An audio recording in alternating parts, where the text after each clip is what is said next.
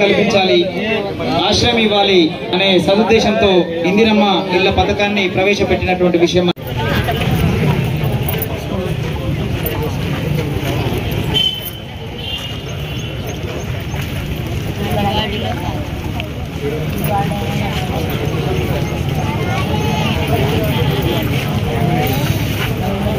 మొదటి విడత పూర్తి చేసుకో.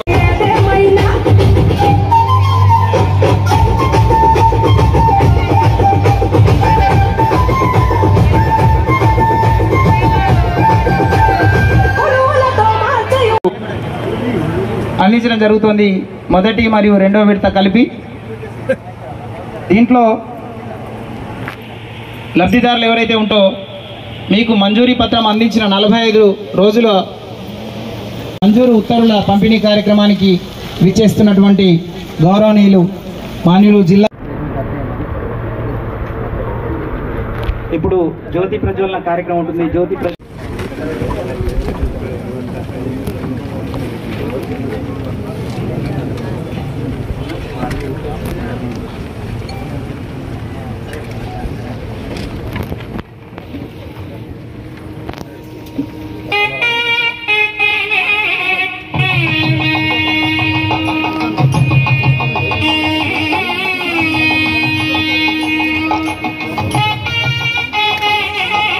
తెలంగాణ రాష్ట్ర ప్రభుత్వం ప్రతిష్టాత్మకంగా నిరుపేదలకు నీడ గడిపించాలి అనే సదుద్దేశంతో ఇందిరమ్మ ఇళ్ల పథకాన్ని శ్రీకారం చుట్టడం జరిగింది.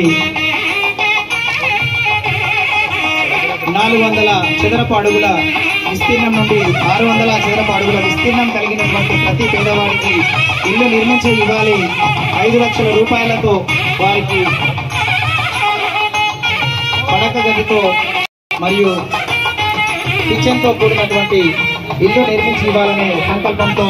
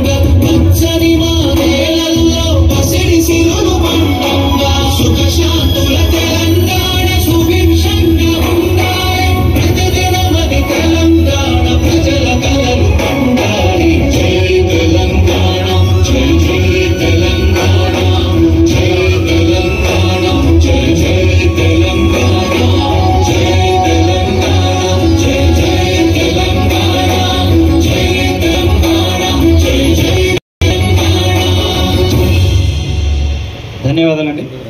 ఎక్కడి వారు అక్కడే ఆశీర్లు కావాల్సిందిగా.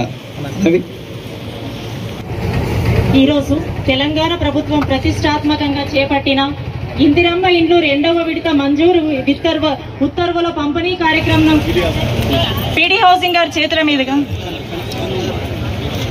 ధన్యవాదాలు మేడం. కార్యక్రమాన్ని ఉద్దేశించి పీడీ హౌసింగ్ శంకర్ గారిని మాట్లాడవలసిందిగా కోరుతున్నాం.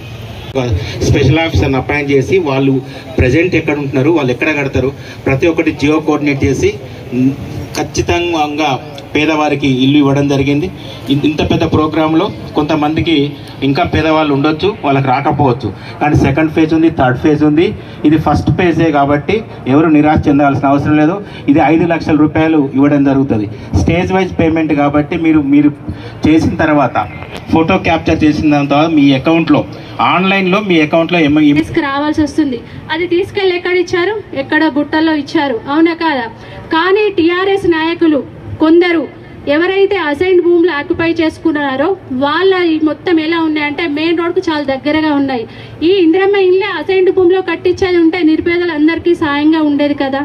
అక్కడ ఉన్న వాళ్ళు ప్రతి ఒక్కరూ మళ్ళీ మన టౌన్కి వచ్చి వర్క్ చేసుకొని వెళ్ళాలంటే ఆటో ఛార్జీలు అని చెప్పేసి, బైక్ ఛార్జీలు అని చెప్పేసి వాళ్ళకు రోజు మినిమం 100 రూపాయల ఖర్చు అవుతుంది. మనం అక్కడ ఉండి ఏం లాభం అని చెప్పేసి వాళ్ళు సిరిసిల్ల అక్కడ డబుల్ బెడ్రూమ్లో ఉండలేక మళ్ళీ సిరిసిల్లాకు వచ్చే రెంట్ తీసుకొని ఉంటున్నారు. దయచేసి మీరు అందరూ గమనించాలి. ప్రతి ఒక్కరూ అధికారుల సూచనలు పాటిస్తూ మీరు ఎంత తొందరగా కంప్లీట్ చేసుకుంటే అంత తొందరగా ఇల్లు కంప్లీట్ చేసుకొని ఈ దీపావళి పండగైనా మీ సొంత ఇంట్లో జరుపుకోవాలని నేను ఆశిస్తున్నాను. మన సిరిసిల్ల ఎక్కడ తెలంగాణలో లేని విధంగా మన సిరిసిల్ల నియోజకవర్గానికి ఈ ఇండ్లు కానీ పథకాలు కానీ మొట్టమొదట అమలు చేస్తున్న మన కలెక్టర్ గారికి, అందుకు సహకరిస్తున్న మన అన్న నియోజకవర్గ ఇన్ఛార్జ్ మహేందర్ అన్న గారికి ఇక నుండైనా పేద ప్రజలందరూ కాంగ్రెస్ ప్రభుత్వానికి రుణపడి ఉండాలని తెలుపుకుంటూ, అలాగే ముఖ్యంగా కలెక్టర్ గారికి అలాగే అన్నగారికి ప్రత్యేక కృతజ్ఞతలు తెలియజేస్తున్నాను. ధన్యవాదాలు.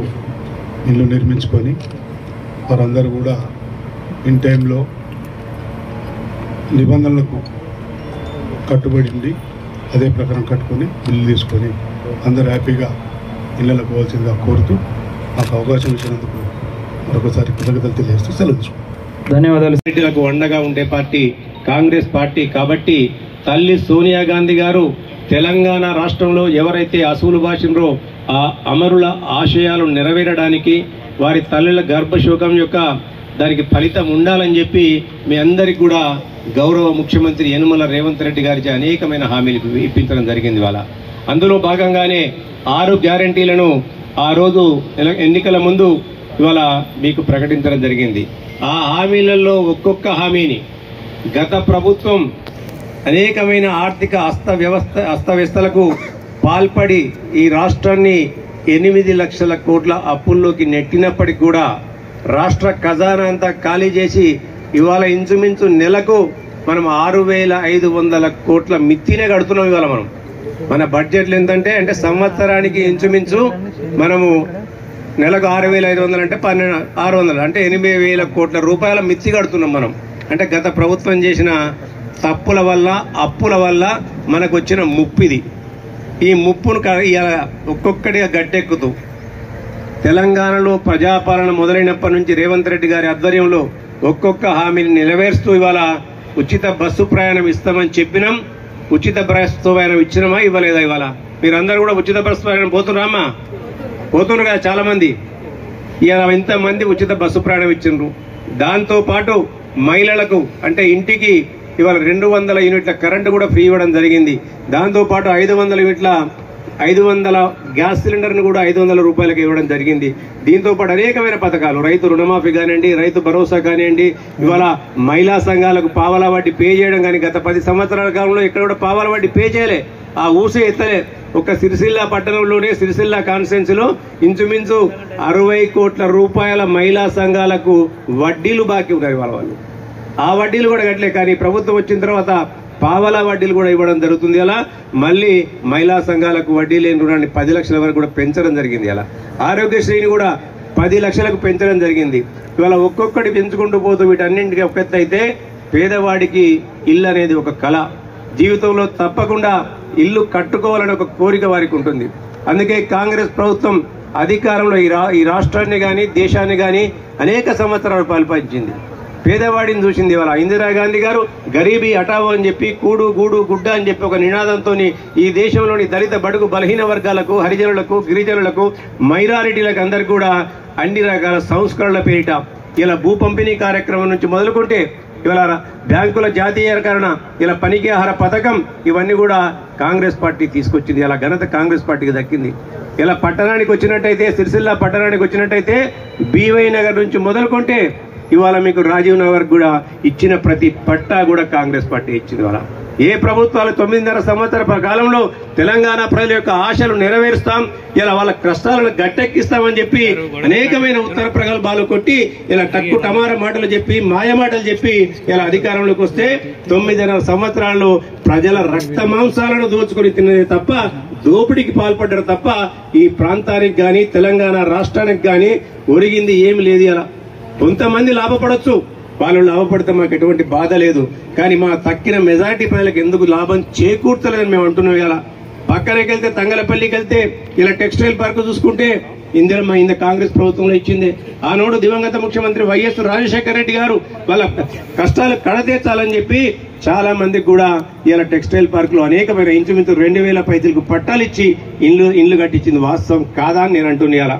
ఇవాళ డబుల్ బెడ్రూమ్ అని చెప్పి డబ్బా కొట్టింది. ఇలా ఆ డబుల్ బెడ్రూమ్లు ఎక్కడున్నాయో ఆ డబ్బాలు ఎక్కడున్నాయో వాళ్ళే చెప్పాలి. ఇలా ఆ డబుల్ బెడ్రూమ్ ఇళ్ల కొరకు ఇలా మీరు కాళ్ళకు బల్పాలు కట్టుకొని ఇంటింటికి కౌన్సిలర్ చుట్టూ తిరుగుతుంటే ఏ విధంగా వాళ్ళు మిమ్మల్ని ఎడమార్చిందో మీ అందరూ కూడా ఒక్కసారి ఆకలింపు చేసుకోవాలని చెప్తున్నాం. కానీ ఈ రోజు ఇందిరమ్మ పెళ్లి పేరు మీద ఏదైతే ఇల్లు ఇస్తున్నావో ఆ ఇళ్లలో స్వచ్ఛంగా పారదర్శకత ఉంది. ఇవాళ ఇందిరమ్మ కమిటీల ద్వారా ఇలా పేదవాడికి కులం లేదు, పేదవాడికి పార్టీలు లేవు, పేదవాడికి ప్రతి ఒక్క లబ్ధి చేకూర్చాలి ప్రజల ద్వారా అని చెప్పి ఇలా పార్టీల జోలికి మేము పోలే, ఇలా ప్రజలే ముఖ్యం, వాళ్ళ యొక్క అవసరాలే మాకు ముఖ్యం అని చెప్పి మేము ఇవాళ ప్రతి కార్యక్రమాన్ని కూడా చేపడుతున్నాం. ఇలా అందుకే పార్టీలను చూడలే, ఈయన బీజేపీ పార్టీ, ఈయన కాంగ్రెస్ పార్టీ, ఈయన బీఆర్ఎస్ పార్టీ అని మేము చూడలేం. ఈ కుటుంబం ఆ పార్టీ కోటేస్తుందా ఈ పార్టీ కోటేస్తారని మా నాయకులకైతే తెలుస్తుంది అక్కడ వాటిల్లో, కానీ మేము వాళ్ళకి ఎక్కడ కూడా చూడలేం మేము. ఎందుకంటే మాకు కావాల్సింది పేదవాడి ఆకలి తీరాలి, పేదవాడి కోరిక తీరాలి, పేదవాడి కష్టం కట్టెక్కాలనేది కాంగ్రెస్ పార్టీ యొక్క లక్ష్యం. కాబట్టి ఇవాళ పారదర్శకంగా ఇవన్నీ కూడా నిర్మించాం. దానికి కారకులు మా ఇందిరమ్మ కమిటీ సభ్యులతో పాటు ఈ స్టేజ్ పైన ఉన్న ప్రతి అధికారి కూడా కష్టపడ్డాడు. ఇవాళ అందులో కొన్ని ఒడదొడుకులు జరగవచ్చు, మనిషి అన్నాక తప్పకుండా కొన్ని అక్కడో ఇక్కడో కొన్ని పొరపాట్లు జరుగుతుంటాయి, కానీ ఇది అంతం కాదు. ఇందిరమ్మ ఇండ్ల పంపిణీ ఇది అంతం కాదు, ఆరంభం మాత్రమే. కాంగ్రెస్ పార్టీ లక్ష్యం ఈ రాష్ట్రంలో ప్రతి పేదవాడికి ఇంటి కళ సాకారం కావాలని చెప్పి ఈ రాష్ట్రంలో రాబోయే కాలంలో ఇంకా 20 లక్షల ఇండ్లు ఇవ్వడానికి సిద్ధంగా ఉందని చెప్పి కూడా మీ అందరికి తెలియజేస్తుంది. ఇవాళ కొంతమందికి ఈరోజు కేవలం స్థలం ఉన్న వాళ్ళకే ఇండ్లు వచ్చి ఉండొచ్చు, స్థలం లేని వాళ్ళు మా సంగతి ఏందని అడుగుతారు ఇవాళ.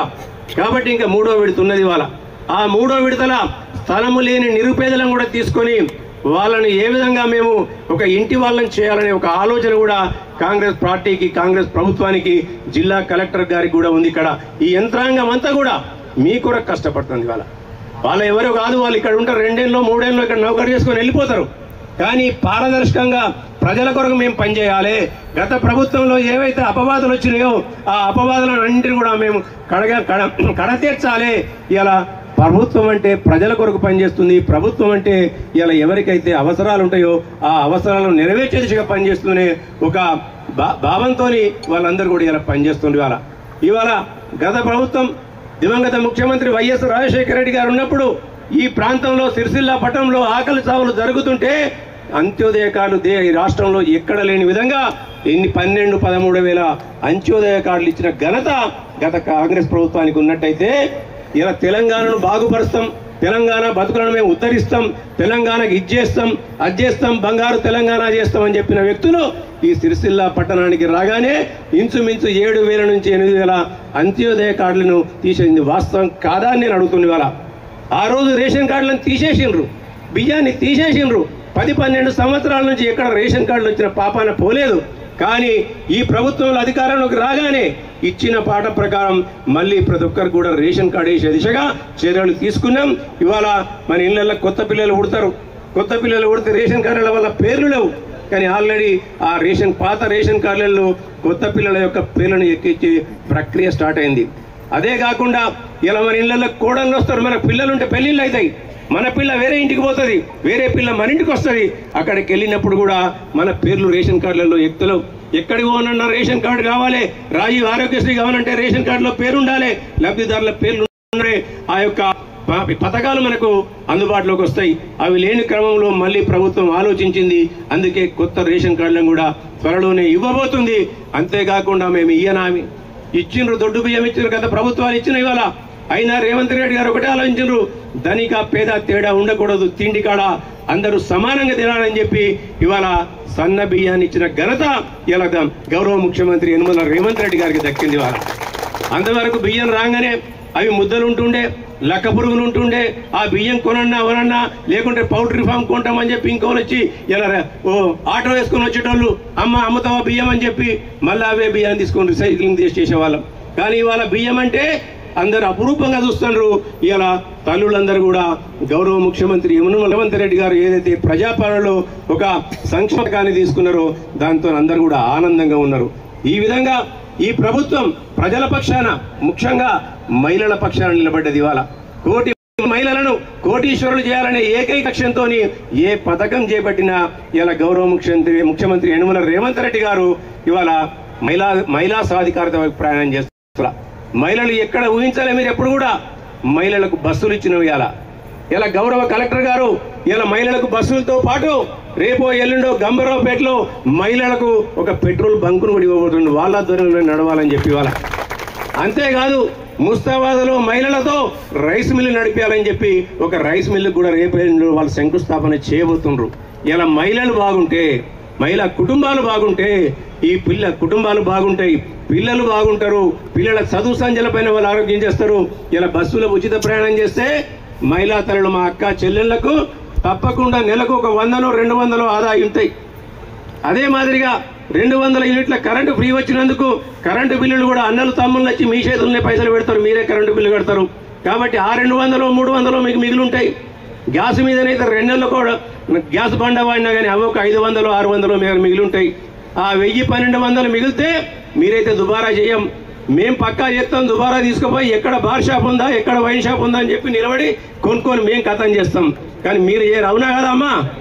తప్పకుండా మీరు మీ పిల్లల చదువులకు, మీ పిల్లల బట్టలకు, మీ పిల్లలకు ఆడపిల్లుంటే ఇలా పిసరెతో గుంజెత్తో కొని ఇలా చెవుల కమ్మలో గిమ్మలో చేయాలని మీరు ఆలోచిస్తారు. అంటే కుటుంబం బాగుపడాలని మీ ప్రయత్నం చేస్తున్నారు. ఇలా అందుకే ప్రతి సమస్య కూడా, ప్రతి వ్యవస్థలో, ప్రతి అంగుళంలో కూడా మహిళలు సాధికారత వైపు ఇలా ప్రయాణం చేయాలని చెప్పి గౌరవ ముఖ్యమంత్రి యనమల రేవంత్ రెడ్డి గారు ఇలా ప్రయత్నం చేస్తుండే. ఇలా మహిళల అభివృద్ధి కాంగ్రెస్ పార్టీయే ఇలా లోకల్ బాడీలో రిజర్వేషన్ ఇచ్చింది. దివంగత ప్రధానమంత్రి రాజీవ్ గాంధీ గారు తీసుకొచ్చిండ్రు 33% రిజర్వేషన్. దాంతోపాటు బీసీలకు కూడా రిజర్వేషన్ తీసుకురావాలని చెప్పి ఎక్కడ లేని విధంగా ఈ దేశానికే ఆదర్శంగా గౌరవ ముఖ్యమంత్రి యనమల రేవంత్ రెడ్డి గారు బీసీ కులగణన చేపట్టి ఈ దేశానికి ఆదర్శంగా నిలబడి రాబోయే స్థానిక సంస్థ ఎన్నికల్లో 42% రిజర్వేషన్లు ఇవ్వాలని చెప్పి చట్టబద్ధత కల్పించాలని చెప్పి ఇలా పార్లమెంటు వరకు ఇలా పంపించిన ఘనత గౌరవ ముఖ్యమంత్రి యనమల రేవంత్ రెడ్డి గారికి జరిగింది.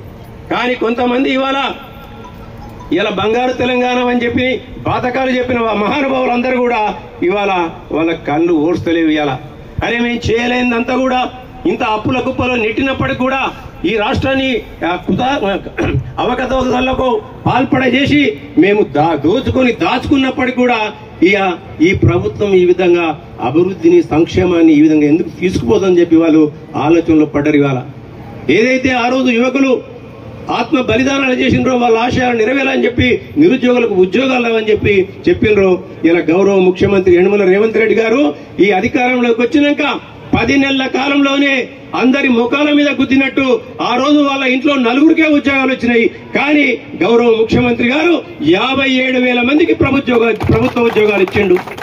అంతేకాదు డిఎస్సి నిర్వహించి రిటైర్మెంటే తప్ప రిక్రూట్మెంట్ లేకుండా ఆ ప్రభుత్వంలో డిఎస్సి నిర్వహించి 11,000 మందికి ఇచ్చిండ్రు. ఇవాళ ఎప్పుడు చూసినా కురువుల పండుగ జరుగుతూనే ఉంది, ఆ జాతర జరుగుతూనే ఉంది. ఇవాళ ఇంత అస్తవ్యస్తంగా ఆర్థిక వ్యవస్థ ఉన్నప్పటికీ కూడా రాష్ట్ర ఆర్థిక వ్యవస్థ ముఖ్యమంత్రి గారు ఎనలేని దీక్షతోని ఆయన ఒక మాట చెప్పిండు మొన్న. ఆర్థిక వ్యవస్థను ఉన్నది ఉన్నట్టుగా ఈ తెలంగాణ ప్రజలు అర్థం చేసుకోవాలి అని చెప్పి ఉన్నది ఉన్నట్టు చెప్తే ఈ సన్నాసులు మాట్లాడతారు ఇలా దివాలా తీసిందని చెప్తారని చెప్పి. నువ్వు చేయించిందే దివాలా. ఇవాళ ఎవరైతే రిటైర్మెంట్ వాళ్ళకి రావాల్సిన బెనిఫిట్స్ ఉన్నాయో వాళ్ళకి ఇవ్వాలి బాధ్యత. వాళ్ళు 6 కాలం కష్టపడ్డారు, 6 నిమిషం కష్టపడ్డారు, చెమటొచ్చిండ్రు, వాళ్ళ కుటుంబాల కొరకు వాళ్ళు త్యాగం చేసినారు. ఇలా రిటైర్మెంట్ అయినప్పుడు వాళ్ళకు రావాల్సిన బెనిఫిట్స్ రావాలి, తప్పకుండా ఇవ్వాల్సిన బాధ్యత కూడా ప్రభుత్వం పైన ఉంది, అది ఈ సమాజం పైన కూడా ఉంది. కానీ ఆర్థిక పరిస్థితిని దృష్టిలో పెట్టుకొని వాళ్ళని ఆయన చెప్పుతుంటే ఈ సన్యాసులు ఏం మాట్లాడతారు? ఆర్థిక పరిస్థితులు బాగాలేదని చెప్తాడు, అప్పు పుట్టిస్తాడా అంటే నువ్వు అప్పు చేసి పప్పు కూడా తినొచ్చు, కానీ మేము అప్పు చేసి పప్పు కూడా తినదలుచుకోలే. ఏదైతే ఉందో వాస్తవాలన్నీ కూడా ప్రజలకు వివరించాలి, ప్రజలతో మమేకమై ఉండాలి, ప్రజలతోనే కలిసి ఉండాలని చెప్పే ఒక ఆలోచన ఈ ప్రజాప్రభుత్వం అనేది, ప్రజా పరిపాలనది. అంతే తప్ప వేరే ఉద్దేశం కాదు ఇవాళ. ఎందుకంటే ఇక్కడ అధికారంలో ఉన్న వాళ్ళు కూడా మీ బిడ్డలే, మీరు ఎన్నుకోబడ్డ బిడ్డలే, మీతో ఉన్న వాళ్ళే, రేపు పొద్దుగల మీతో కలిసి పోయే వాళ్ళే. పోయినప్పుడు కూడా అందరం కూడా అదే వాగొట్టుకో ఎక్కడికో పోయే వాళ్ళమే. అంతే తప్ప ఇలా వాస్తవాలకు దగ్గర లేకుండా ఆశల పల్లికల్లో ఇలా ఊరేగించి ఆశలన్నింటినీ కూడా అడియాశలు చేసే దిశగా ఈ కాంగ్రెస్ ప్రభుత్వం పనిచేయదు. ఇవాళ కాంగ్రెస్ పార్టీ అంటేనే దళిత బడుగు బలహీన వర్గాలకు మైనారిటీలకు అండగా ఉండే పార్టీ, వాస్తవాలకు దగ్గరగా ఉండే పార్టీ, ప్రభుత్వ ఆస్థానాలను కాపాడే పార్టీ. అలా ఈ ప్రాంతాన్ని మీరు చూసింది. అలా పంచభూతాలలో ఏ భూతాన్ని కూడా వదిలిపెట్టకుండా దోచుకున్నారు. ఇవాళ నీళ్ళని దోషిండ్రు, చెట్లను దోషిండ్రు, ఇసుకను దోషిండ్రు, చెట్టును గుట్టను పుట్టను తేనె తుట్టెను ఇలా దేన్ని కూడా వదిలిపెట్టుకుంటా దోసుకుంటా పోయిండ్రు. ఇవాళ ఇక్కడ ఉన్న నాయకులందరూ కూడా కలెక్టర్ గారు వచ్చిండ్రు. ఇలా అసైన్మెంట్ భూములు, ప్రభుత్వం అంటే ప్రజల యొక్క ఆస్తికి ఒక కాపలాదారు మాత్రమే. కానీ వీళ్ళు అనుకున్నారు ప్రభుత్వంలోకి రాగానే ప్రభుత్వం అంటే మాది, మేమంటేనే ప్రభుత్వం, అధికారులు అంటే మాకు బాండేలు లేవరు అనుకున్నారు. ఇలా అధికారులందరూ కూడా చెప్పు చేతుల్లో పెట్టుకొని వాళ్ళ అవసరాలకు ఇలా ఎట్లా వాడుకున్నారో మీ అందరు కూడా చూసిండ్రు. ఇలా ఒక్కొక్క భూమి వందల వేల ఎకరాలు పేదవాడికి చెందాల్సిన భూమిని ఇలా అధికార పార్టీ నాయకులు ఏ విధంగా కబ్జాలు చేసినారో మీ అందరు కూడా చూసిండ్రు. కలెక్టర్ గారు వచ్చి ఆ భూమి పేదలది, పేదలకు చెందాలి, మేము మా బాధ్యత అది, మేము ఈ బాధ్యత నిర్వహిస్తున్నందుకు ప్రభుత్వ ఆస్తిని కాపాడాలని చెప్పి చేస్తే ఆయన మీద లేనిపోని అభావాలు, దానికి సహకరిస్తున్న అధికారుల మీద లేనిపోని అభండాలు. ఇలా అధికారులకు పార్టీలు ఎందుకుంటాయి? ప్రభుత్వ బాధ్యతను వాళ్ళు నెరవేరుస్తుంటారు, ప్రభుత్వం యొక్క సూచనలు వాళ్ళు నెరవేరుస్తుంటారు. అంతే తప్ప మీ మాదిరిగా ఇవాళ అధికారం అంటే మాదే, మేమంటేనే అధికారం అనే ఒక ఈ సిద్ధాంతం కొద్ది కాంగ్రెస్ పార్టీ పనిచేయదు. ఇవాళ కలెక్టర్ గారు ఇక్కడ బిడ్డ కాదు, ఈ ప్రాంతంతో ఆయనకు సంబంధం లేదు. 2 ఏళ్ళు అందరి మాదిరిగా వచ్చి పనిచేసిపోతాడు. ఆయన కూడా 2వ ఏడు కాగానే నువ్వు ఉండమన్నా ఆయన ఉంచరు, ప్రభుత్వం తీసేస్తుంది. మళ్ళా నచ్చితే మళ్ళీ తీసుకొచ్చి పెడుతుంది కావచ్చు. కానీ మీ యొక్క చేసే అకృత్యాలకు, అవినీతి అరాచకాలకు ఇలా అడ్డుకట్ట పడుతుందని చెప్పి అధికార యంత్రాంగం మీకు సహకరించలేదని చెప్పి ఇలా చిలువలు వలవలుగా చేర్చి ఇవాళ లేనిపోని అభండాలు చేసే విధంగా ఉంది. ఇవాళ ఇటువంటి వాటి ప్రజలందరూ కూడా గమనించాలి. దళిత ఎక్కడ లేదు, ఇలా ఈ రాష్ట్రంలో ఎక్కడ కూడా ఇట్లా జరగలే, ఇళ్ళ పంపిణీ కార్యక్రమం జరగలే. కానీ కలెక్టర్ గారు ఈ రాష్ట్రంలో ఎక్కడ లేని విధంగా సిరిసిల్ల పట్టణంలోనే ఇంచుమించు ఒక 10 ఎక్కదొక్క 885 ఇళ్ల పంటల పంపిణీ కార్యక్రమం చేస్తున్నారు. ఇలా మిమ్మల్ని అడుగుతున్నా, ఏ ఒక్కరికైనా మీరు చిల్లిగా ఇచ్చిండ్రా నేను అడుగుతున్నా. ఇవాళ మిమ్మల్ని వచ్చేవాళ్ళని పైసలు అడిగిరామా? అడగలేదు కదా. మరి గతంలో మీరు ఏ విధంగా తిరిగినారో మీరు ఒకసారి ఆలోచించుకోండి. ఇవాళ అది కాంగ్రెస్ పార్టీ పారదర్శకత అంటే అది. ఆ విధంగా పని చేయాలి తప్ప ఇవాళ పైసలు ఇస్తే పని చేస్తాం, నాకేమిస్తావు, నీ ఇంటికి వస్తే ఏం చేస్తావు, నీ ఇంటికి వస్తే ఏమిస్తావు, నా ఇంటికి వస్తే ఏం చేస్తావు అనే చందంగా కాంగ్రెస్ పార్టీ నాయకులు కానీ కాంగ్రెస్ పార్టీ కార్యకర్తలు కానీ ఉండరని చెప్పి మీ అందరు కూడా తెలియజేస్తున్నారు. ఇవాళ ఒక్కసారి మీరు ఆకలింపు చేసుకోవాలి. మళ్ళీ 10 సంవత్సరాల క్రితం ఏ విధంగానైతే కాంగ్రెస్ పార్టీ ఇలా ఊరూరా ఇందిరమ్మ ఇండ్లున్నాయో మళ్ళీ ఇవాళ ప్రతి ఊరూరా ఇందిరమ్మ ఇళ్ళని తీసుకొస్తుంది, ప్రతి ఒక్కరికి కూడా సన్న బియ్యం ఇస్తుంది. ఇలా రేపో ఎల్లుండో మళ్ళీ కూడా మొదలవుతుంది. ఇలా మొన్నటిదాకా ప్రభుత్వ ఉద్యోగాలు ఇచ్చినట్టు ప్రభుత్వాలు ఉద్యోగాలు అందరికి ఇవ్వలేవు. ఇవాళ కొంతమందికే ఇవ్వగలుగుతుంది, అందరికి ఇవ్వలేదు. కాబట్టి ప్రతి ఒక్కరు కూడా వారి కాళ్ళపైన వాళ్ళు నిలబడాలి, వాళ్ళకు వచ్చిన వృత్తులను వాళ్ళు చేసుకోవాలి. ఇవాళ వాళ్ళ ఇంటికి సన్నీళ్లకు వేన్నీళ్లుగా తోడు ఉండాలని చెప్పి రాజీవ్ యువ వికాస్ అనే పథకాన్ని తీసుకొచ్చింది. ఇలా ఆ రాజీవ్ యువ వికాస్ పథకం ద్వారా ఎవరెవరు అన్న చెల్లెళ్ళకు కానీ అక్క తమ్ముళ్ళకు కానీ వాళ్ళ అవసరాలు వాళ్ళ వృత్తులను ఇలా మరింతగా బలోపేతం చేసుకోవడానికి ఆ రాజీవ్ యువశక్తి పథకం ద్వారా 50,000 నుంచి 4 లక్షల రూపాయల వరకు కూడా ఇవాళ మీ అందరు కూడా పంపిణీ చేయాలి. మీరందరూ కూడా ఎవరైతే కావాలనుకున్నారో అధికారుల దగ్గరికి పోయి నాయకులందరినీ కూడా 24 గంటలు పని చేయించి ఎన్ని కష్టాలకైనా వచ్చి పారదర్శకంగా ఇలా మీ ముందుకు తీసుకొచ్చిన కలెక్టర్ గారికి, యనుమల రేవంత్ రెడ్డి గారి కాంగ్రెస్ ప్రభుత్వానికి అందరికి కూడా కృతజ్ఞతలు చేస్తాను. మీ అందరికి నేను కళ్ళు చేయి జోడి నేను మీకు అభినందన చేస్తున్నాం. ఎందుకు అంటే మీరు ఇందిరమ్మ కమిటీ వాళ్ళు, మా హౌసింగ్ డిపార్ట్మెంట్ వాళ్ళు, మా వార్డ్ ఆఫీసర్స్ అందరూ అంత కష్టపడి మా స్టేట్ లో ఫస్ట్ అది వచ్చి మీరు మొదటి కార్యక్రమం చేస్తున్నారు. ఇంతమంది దాదాపుగా 882 మందికి మీరు ఈరోజు ఇందిరమ్మ ఇల్లు మనం పంపిణీ చేస్తున్నాం. ఇది చాలా అంటే చాలా నా కోసం కూడా చాలా ఆనందం. ఇది మీ అందరి కోసం కూడా ఆనందం. ఎందుకు అంటే చాలా మంది ఇక్కడ వచ్చిన వాళ్ళు ప్రజావానికి రెగ్యులర్ గా వస్తూ ఉంటారు. మాకు ఇల్లు లేదు, ఉన్నారా లేదా చెప్పండి, ఉన్నారు. సో మనం మీకు ఏదైనా హెల్ప్ చేయగలిగాం డైరెక్ట్లీ, అది కూడా నా కోసం పర్సనలీ కూడా చాలా ఆనందకరం విషయం. దీంతో పాటు 2-3 విషయం ఉంది మీకు చెప్పాలి. ఈ ఇందిరమ్మ ఇల్లుకి విస్తీర్ణం 400 నుంచి 600 వరకు స్క్వేర్ ఫీట్ వరకు ఉండొచ్చు. సో దీనికి ఏదైనా డిజైన్ లేదు, కానీ ఆ డిజైన్ ఇక్కడ ఉన్నాయి. ఇది చేస్తే మీకు ఖర్చు కొంచెం తక్కువ వస్తుంది. ఈ డిజైన్ చూడండి. కానీ దీని మీద 4 స్టేజెస్ ఉన్నాయి. ఫస్ట్ స్టేజ్ ఏమంటే బేస్మెంట్ స్టేజ్ ఉంటాయి. అది చేస్తే మీకు 1 లక్ష మీ అకౌంట్ లో డైరెక్ట్లీ గవర్నమెంట్ నుంచి పడతాయి. దీని తర్వాత రూఫ్ లెవెల్ వరకు పోతే కూడా లేపితే మీకు ఇంకా 1 లక్ష పోతాయి మీ అకౌంట్ కి. అదే విధంగా స్లాబ్ పెడితే మరి 2 లక్ష పోతాయి. తర్వాత లాస్ట్ స్టేజ్ లో ప్లాస్టర్ లేకపోతే మరుగుదొడ్డి అవి అన్ని చేస్తే కంప్లీట్ చేస్తే మళ్ళీ ఫైనల్ గా 1 లక్ష పడతాయి. సో నా పాయింట్ ఏమంటే మీకు డైరెక్ట్లీ గవర్నమెంట్ నుంచి మీ బ్యాంక్ అకౌంట్ కి డబ్బు పడతాయి. దీని మీద ఏదైనా అవినీతి లేదు, ఏమి లేదు. ఎవరు చెప్తే నేను ఇప్పిస్తా, వాళ్ళు ఇప్పిస్తారు, అది మీరు నమ్మకండి. డైరెక్ట్లీ మీకు అకౌంట్ గవర్నమెంట్ నుంచి మీ అకౌంట్ కి పడతాయి. సో ఏం లంచం ఎవరికి ఇచ్చిన అవసరం లేదు, ఎవరికి ఏం చెప్పిన అవసరం లేదు. మీరు మీ వార్డ్ ఆఫీసర్ కి పట్టుకోవాలి. నా ఫోటో క్యాప్చర్ చేయండి, బేస్మెంట్ అయిన తర్వాత ఫోటో క్యాప్చర్ చేయండి, గవర్నమెంట్ కి పంపండి. అంతే వరకు ఉంది. సో ఇది ఒకటి. దీని మీద సెకండ్ ఏమంటే ఇసుక గురించి చెప్పారు మహేందర్ రెడ్డి గారు. ఇసుక గవర్నమెంట్ ఉచితంగా మీ అందరికి ఇస్తారు. ఓకే, సో దగ్గరే ఇసుక రీచ్ కూడా ఉన్నాయి కాబట్టి మీకు ప్రాబ్లం ఉండదు. మరి వార్డ్ ఆఫీసర్ తో నా అది రిక్వెస్ట్ ఏమంటే మీరు దయచేసి రిక్విషన్ కమిషనర్ గారు మీ ఫేజ్ వారీగా రిక్విషన్ మీరు ఎంఆర్ఓ గారికి పంపండి. అక్కడ నుంచి బెనిఫిషరీకి డైరెక్ట్లీ మనం ఇండెంట్ పెట్టాం. ఒక ప్రాబ్లం కూడా వాళ్ళ పైన మీరు తోసుకోండి, వాళ్ళకి భారం పెట్టకండి. మీ పైన భారం రాదు. మా ఆఫీసర్స్ మొత్తం మీకు ఎంత కావాలి అది చూస్తారు. అదే విధంగా కొంతమంది అతి పేదవాళ్ళు కూడా ఉంటారు, ఇక్కడ ఉన్నారు కదా, అతి పేదవాళ్ళు కూడా ఉన్నారు. సో ఏదైనా మీరు మహిళా గ్రూప్ లో ఉంటే దయచేసి మీరు మెప్మా ద్వారా వాళ్ళకి ఫస్ట్ సీడ్ అమౌంట్ 1 లక్ష మీరు ఇప్పించగలరు. ఓకే, సో అది కూడా చేయండి. ఎవరికి మొదటిసారి పెట్టుబడి కావాలంటే దయచేసి మీరు 1 లక్ష రూపీస్ వాళ్ళకి మహిళా గ్రూప్ ద్వారా ఇప్పియండి. ఓకే, అది కూడా మీరు దయచేసి నోట్ చేయండి.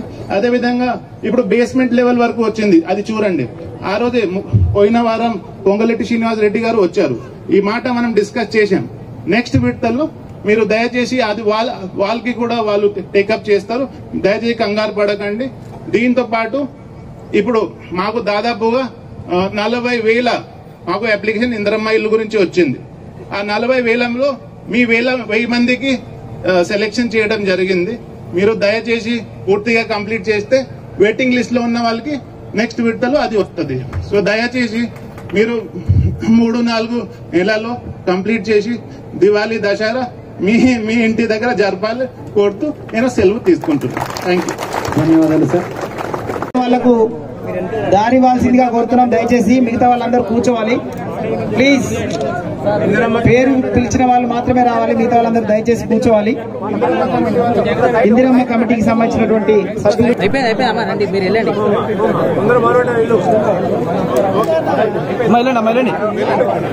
దయచేసి మిగతా వాళ్ళందరూ మీకు కేటాయించినటువంటి సీట్లలో కూర్చోవాలి. పాతగా మీకు ఫోటోలు తీసుకుంటారు, వాళ్ళకి సహకరించాలి. మిగతా వాళ్ళందరూ పక్కా జరగాలండి ప్లీజ్. ఎవరైతే ఉత్తర్వులు స్వీకరించారో వారందరూ అక్కడి నుంచి వెళ్లాల్సిందిగా కోరుతున్నాం.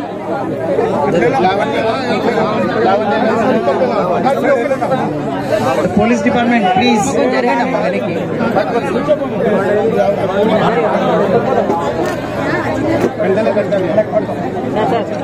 సార్ దయచేసి పిలిచిన వాళ్ళే రండి, మిగతా వాళ్ళు రావద్దు. మీకు అందరికి ఇవ్వడం జరుగుతుంది సార్. ప్లీజ్ అందరూ ఒకరికొకరం సహకరించుకుందాం, కార్యక్రమాన్ని విజయవంతం చేద్దాం. ఒక చక్కని కార్యక్రమం. మిగతా వాళ్ళందరూ దయచేసి కూర్చోవాలి sir, please. Who they are in the standing position, please sit at your places.